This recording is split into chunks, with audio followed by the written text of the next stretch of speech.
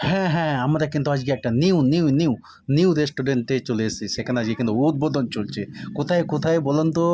এটা হচ্ছে বর্ধমান ডিস্ট্রিক্ট, এটা হচ্ছে মৌগ্রাম। হ্যাঁ, বর্ধমান মৌগ্রাম ডিস্ট্রিক্ট ঠিক মাঝ বরাবরে রেস্টুরেন্টটা কিন্তু তৈরি হচ্ছে। রেস্টুরেন্টের নাম এবং ফোন নাম্বার সবকিছু দেয়া আছে। আমি আপনাদেরকে ঘুরে দেখাচ্ছি।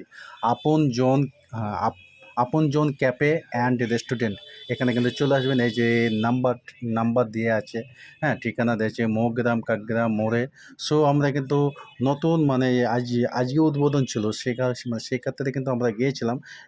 এখনও কিন্তু সকলে কেউ এটা কিন্তু জানে না ঠিকঠাকভাবে। কিন্তু রেস্টুরেন্টে এখানে এসে কিন্তু আপনারা কিন্তু একবার এসে দেখতে পারেন এখানকার খাবার টেস্ট। হ্যাঁ, তাছাড়া এই যে মানে যে ক্যাবগুলো যা করেছে বুঝলেন? পুরো চাইনিজ স্টাইলে। এই যে মানে যে ল্যাম্পগুলা দেখতে পাচ্ছেন না? পুরোটা চাইনিজ স্টাইলে। খুবই ভালো লাগলো আমার ওখানে গিয়ে এবং খুবই মানে আপ্যায়ন করলো। সো আপনারা আসতে পারেন আপনার ফ্যামিলি নিয়ে এসে। আপনারা একদিন মানে ঘুরে গিয়ে দেখতে পারেন। আমার খুব ভালো লেগেছিল ভাই। আমাদের এখানে বলেছিল, জানিয়েছিল। সো আমি সেক্ষেত্রে এসেছিলাম। খুব সুন্দর ঝরঝরি খাবার। হ্যাঁ, এবং মানে খুব সুন্দর পরিবেশ। আমরা কিন্তু প্রথমত গিয়ে কিন্তু আমরা মনে করছিলাম যে একটা ছোট রেস্টুরেন্ট।